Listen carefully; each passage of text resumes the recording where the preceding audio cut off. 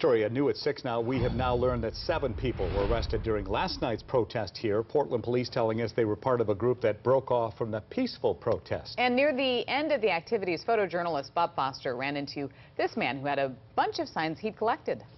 But I feel like these are people's thoughts and that they shouldn't be thrown away, that they should go into an archive so, you know, further generation can learn.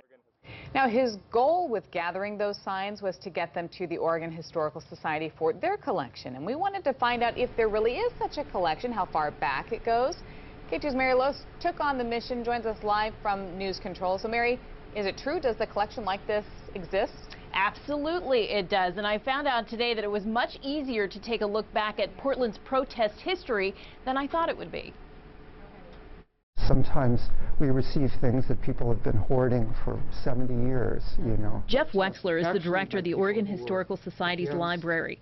It holds a vast collection of some of the most colorful and interesting parts of Oregon's protest history. These posters go back to the early 1900s and a man called Tom Burns. 16 crucified saviors. This was probably a group of people that he felt were unjustly accused of a crime.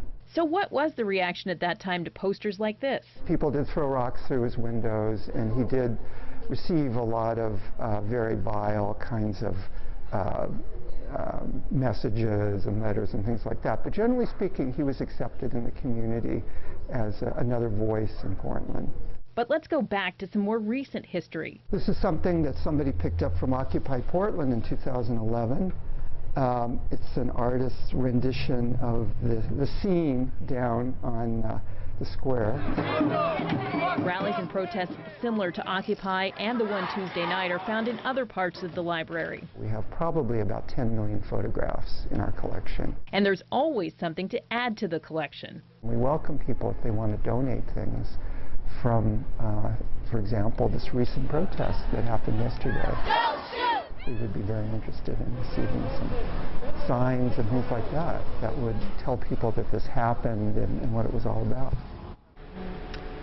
Well, now maybe it will be up to me to get this to the Oregon Historical Society. This is actually something that our Bob Foster found out on the street this morning from last night's protest. But if you haven't been to the Oregon Historical Society lately, it's entirely worth it. And I just found out today that it's free admission for Multnomah County residents.